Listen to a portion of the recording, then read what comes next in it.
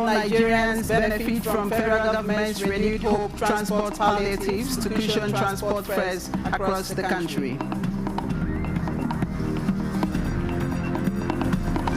me thank the President for recognizing the need to continue with constituency projects across the entire country.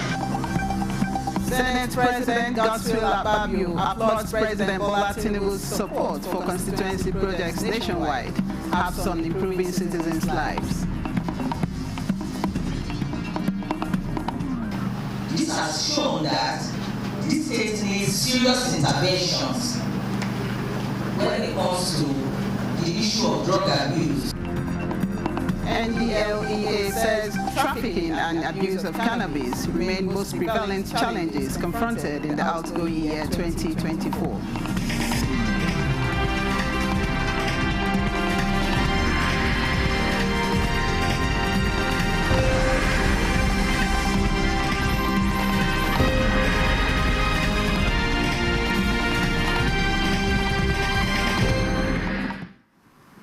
Hello and welcome to the news desk at 6 on NTA News 24. I am Chinenye Nwoye, compliments of the season. The year 2025 has already made its debut in several countries across the globe. Musa Baba Ali reports that New Zealand and Australia ushered in the new year with a spectacular celebration. Auckland, New Zealand is the first city to bid farewell to 2024 and welcome the new year 2025. The city's sky is aglow with brilliant fireworks as the spirit of 2025 begins to sparkle.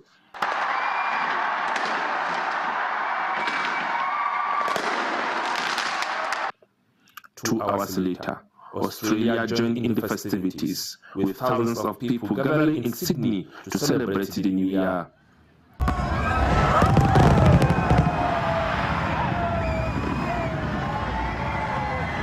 Oh, to see the fireworks. We heard about them. We heard about them about a month ago when we said we're going to be there. We were in New Zealand at the time, so we said we're going to be here. We came. If everybody realized we're all connected, you know, we are. We're energy beings and we're all connected, then I think that brings about peace because, yeah, that's your brother right next to you. Japan, along with South and North Korea, welcomed the new year at 4 p.m. Nigerian time, followed by China and Indonesia at 5 p.m. and 6 p.m. Most European countries and several nations in Africa, including Nigeria, will usher in the new year 12 hours after Australia. The United States and the Caribbean will be the last to celebrate the arrival of the new year 2025. Musa Baba Aliyu, NTA News. That's the Warri Refining and Petrochemical Company.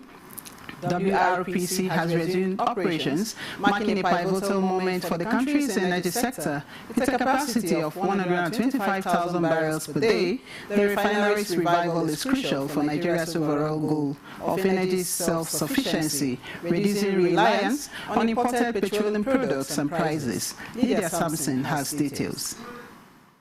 In 1978, the Warri Refinery Petrochemical Company has faced years of inactivity due to technical challenges. The rehabilitation of the Area 1 part of the refinery and efforts to restore its optimal functionality is underway. The facility not only refines crude oil, but also produces significant petrochemical products. NNPC Limited's Group GCO Mele Kyari emphasized that this operational milestone reflects the administration's commitment to enhancing local refining capabilities and stimulating economic growth and ultimately product exportation. I must congratulate our team for their determination, their extreme belief that this company can restart this land. And this has brought this result on the table in collaboration with our contractors and everyone in the company, including our entire staff. I would like to thank them and appreciate them that we have made history. The prices are going to start coming down. And the intention of the regulator is to see prices coming down with abundance of products availability across the country. for the betterment of the consumer. And we can see what some people term as price war. To me, it's not price war, it is like a competition for the market share. So both refineries now coming on, and the importation that we have to supplement whatever we have, we now have the barometer to measure the prices. And we'll see that as we said back in Port Harcourt last month, the price of goods are coming down. President Bola Ahmed Tinubu, in a statement, hailed the reopening as a significant achievement, reinforcing hope for improved energy security in Nigeria. It's been a long journey, and if you know, from the NNPC refineries, our total capacity is 445,000 barrels per day in full operations.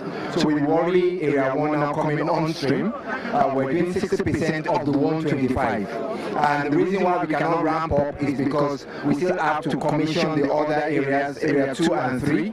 Once we get area 2 and 3 running, then we go to the 90%. But for now, we're going to remain at 60% for Warri. Then the next part of our journey would be to go to Kaduna and do the same thing. We had some of our refineries, there are no queues, there are no difficulties. With the help of our management, we have made this come to reality, and the help of our workers, the WPC workforce, the help of our contractors, and all meaningful supporters that have made this a reality. This truly is a reality for us, and we are so glad. Industry experts are optimistic that as the Warri Refinery Petrochemical Company begins production, it is expected to bolster Nigeria's refining capacity and contribute to the nation's economic recovery, positioning it as a key player in Africa's downstream oil sector and set for robust global competitiveness. From Warri, Lydia Sampson, NTA News. The Niger State Governor Mohammed Umar Bago has commended President Bola Ahmed Tinubu for his relentless efforts that has resulted in the reopening of the Warri Refinery. The governor, in a statement by his chief press secretary, Bologi Ibrahim, describes this development as unprecedented and a giant step towards restoring Nigerians' hope through local production and refining of crude. Umar Bago says the Warri Refinery, after several years of inactivity, is currently operating at 60% capacity, producing 125,000 barrels per day. This progress, he says, is a testament of the President's determination in improving lives of Nigerians and restoring the nation's pride as a major oil-producing nation. The governor also acknowledges the effort of the management of NNPC Limited under the leadership of Mele Kyari for working around the clock to ensure the actualization of the President's mandate. About 20,000 people have so far benefited from the 2024 Renewed Hope Transport Palliatives ongoing across the 36 states and the Federal Capital Territory. Beneficiaries have acknowledged the gesture as a noble one that should last beyond January 5th, 2025. Salihu Abdullahi Gwanara reports. From the eve of Christmas to the eve of the new Gregorian calendar year 2025, the Eagle Square in the nation's capital has temporarily provided space for the movement of people to other parts of the country. Records of the officials from the Ministry of Transportation show that, like in similar locations across the country, here, more than 150 passengers enjoy the 50% reduction in road transportation daily. 70,000 from here to Imo State. But getting this amount, 75, it's a relief. It's a very big relief. Now I'm family can travel. So I even change my travel to send money to my family than to travel.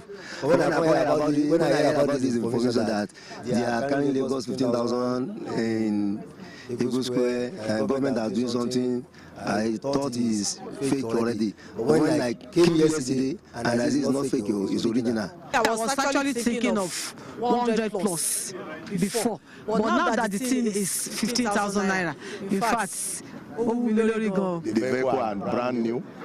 You can see there is still leather inside them. So at least I think the road will be a good one to move on the road. I'm going to Onitsha. I'm an engineer. Now they carry me go there. It is beneficial because people are traveling to various destinations. Actually, I wanted to get to Imo direct. Losing CEO box, and I decided to enter this one. But when I heard about this program that Mr. President put for us, so I was so glad. I say thank you, sir. As the ride continues, there is also a growing demand from the citizens who want the continuation of this gesture to enable them to sustain their ride on the glory of the government of renewed hope. We look at the possibilities. But like I said, the approval the president gave to us is between to end on 5th of January. So we will not be able to say that as the minister, you have a say in the matter. And I'm sure being a very generous minister, we will look at the plight of Nigerians because this program is actually to give support to Nigerians. The Renewed Hope Transport Palliative is responding to the urgent needs of the people and providing hope on the policies of the government. In Abuja, Salihu Abdullahi Gwanara, NTA News. Senate President Godswill Akpabio is grateful to President Bola Tinubu for supporting constituency projects nationwide aimed at improving citizens' lives. This was at an empowerment program in Akwa Ibom Northwest Senatorial District, where he distributed various packages worth billions of naira. Clement Bariku reports.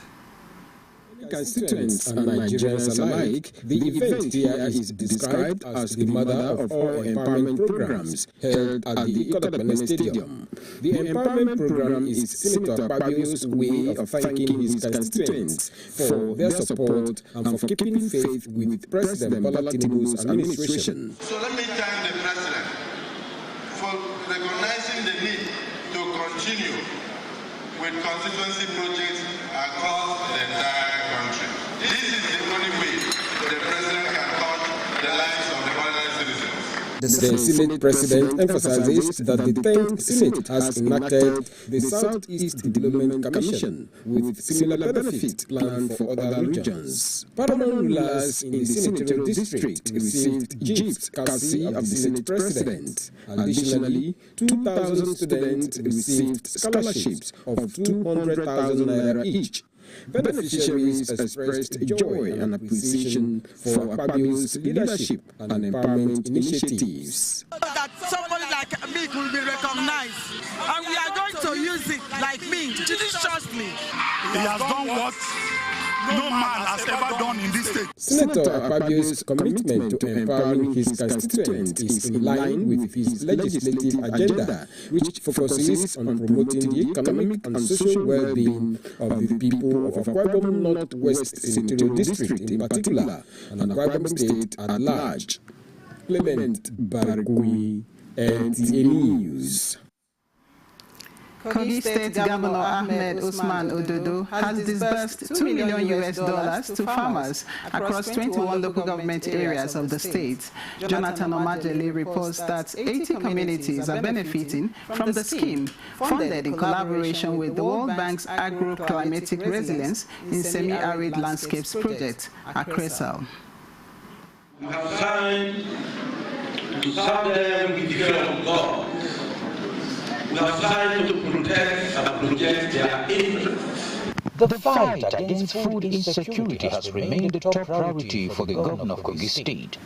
For the second time in 2024, actions are backing up promises as more farmers benefit from the Community Revolving Fund, an interest-free loan designed to support various communities in Kogi State.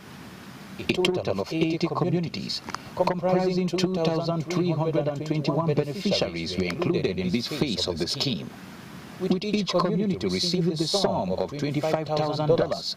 The governor's message to the beneficiaries is clear: produce more food for Kogi State and Nigeria. The Community Revolving Fund is a revolving fund meant to support continuous agricultural development.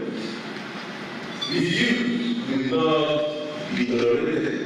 The initiative is a collaboration between the Nigerian government and the World Bank's Agroclimatic Resiliency Semi-Arid Landscapes Project.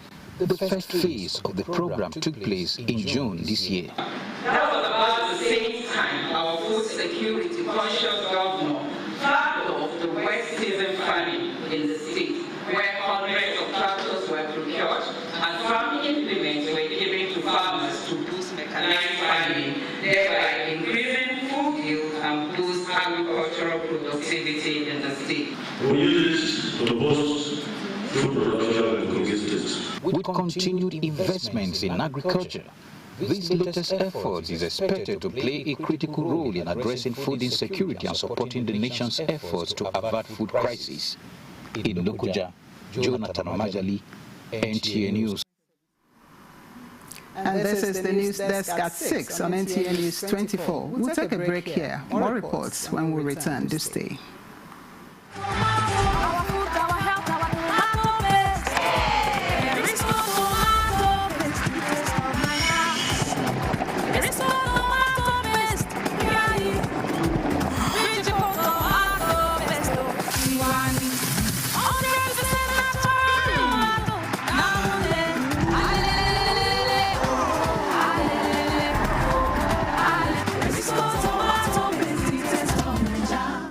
As this year draws to a close, we would like to express our sincere gratitude for your continued support. From breaking news to heartwarming stories, we are committed to bringing you credible content and delivering captivating programs that keep you glued to your screens.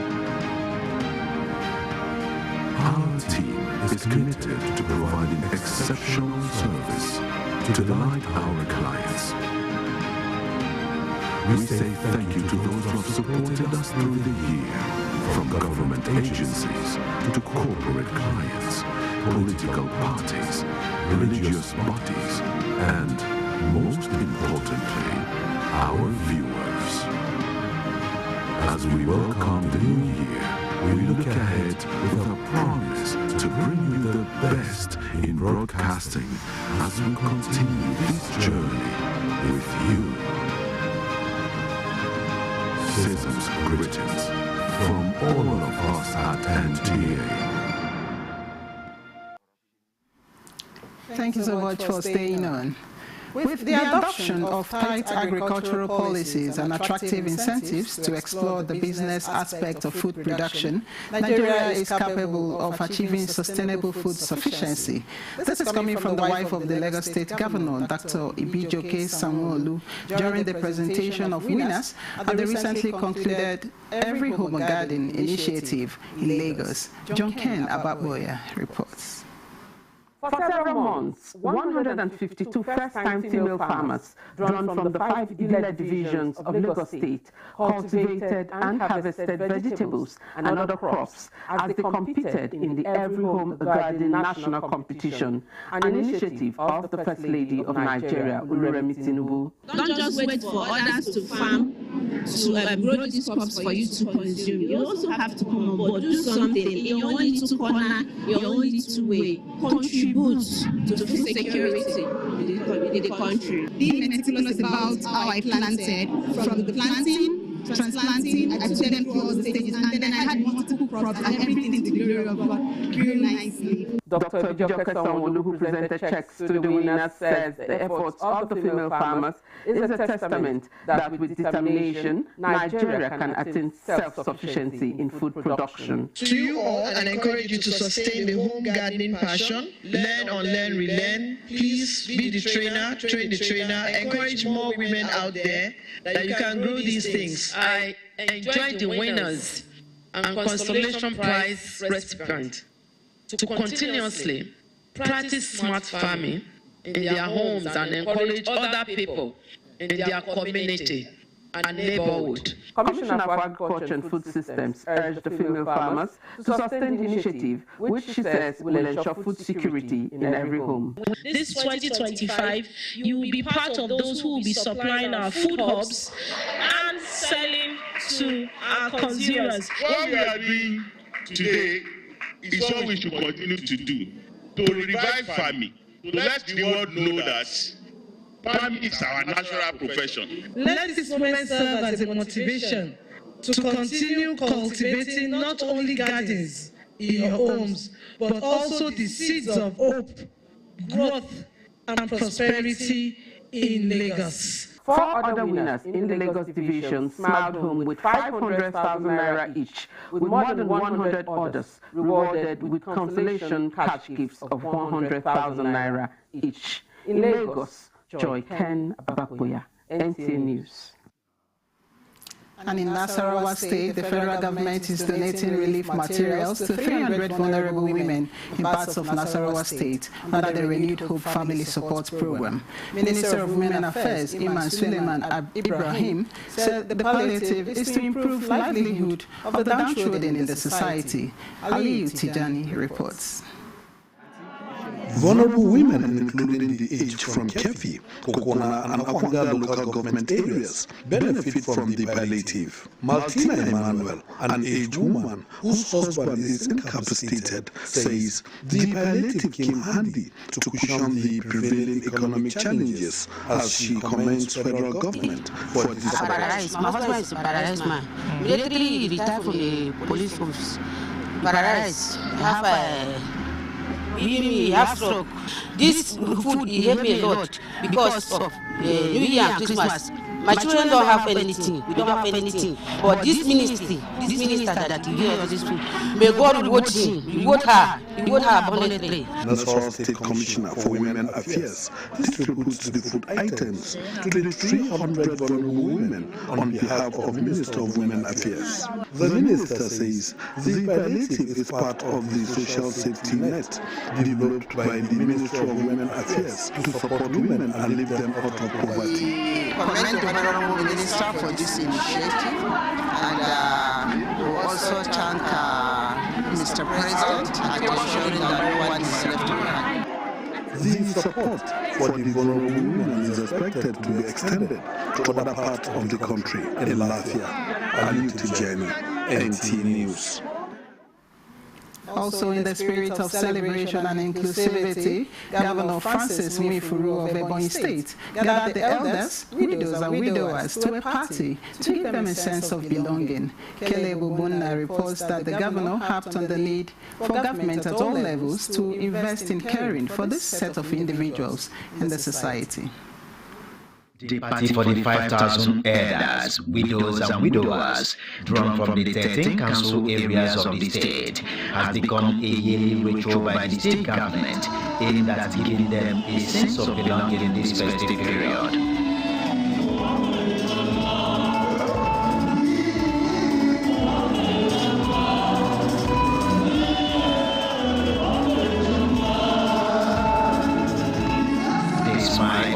Of these individuals, according to Governor Francis Nwifuru, is the driving force that gave birth to the yearly celebration, hence the need for government at all levels to use this period to impact lives of these individuals.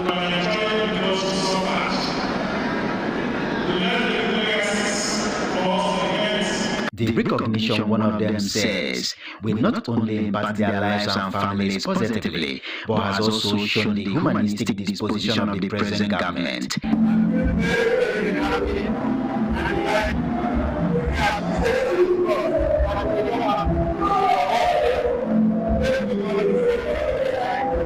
Aside the party, the day is set aside by the Ebonyi State government to interface with them and tap from their wealth of experience for better governance, since most of them are in direct contact with the people. In Abakaliki, Kele Bubunna, NTA News.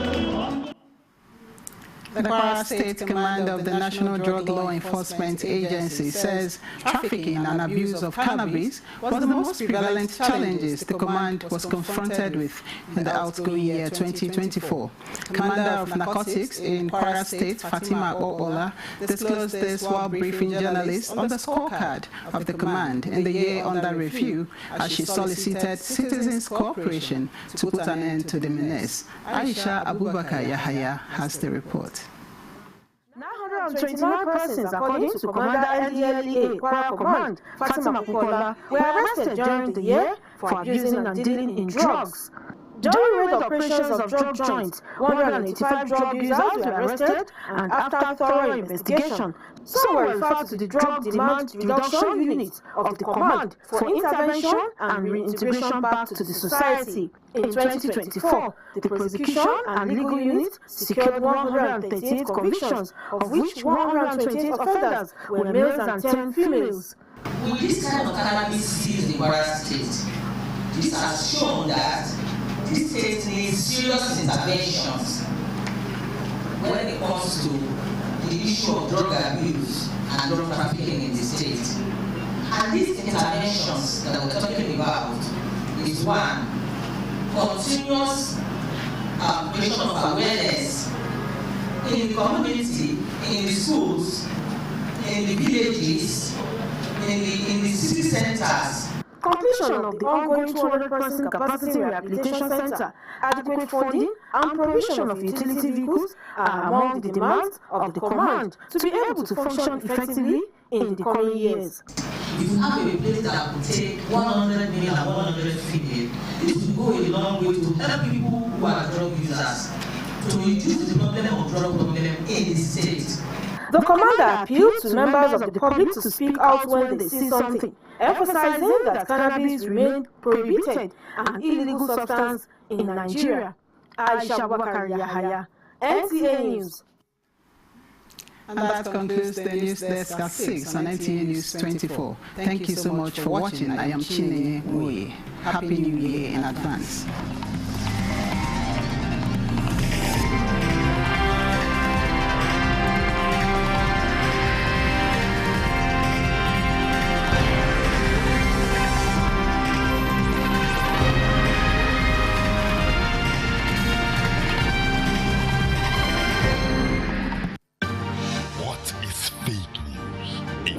Information with no verifiable source presented as true story on media platforms with the sole intention of causing injuries, chaos, and disaffection between persons, groups, or countries. Fake news facilitates extremism.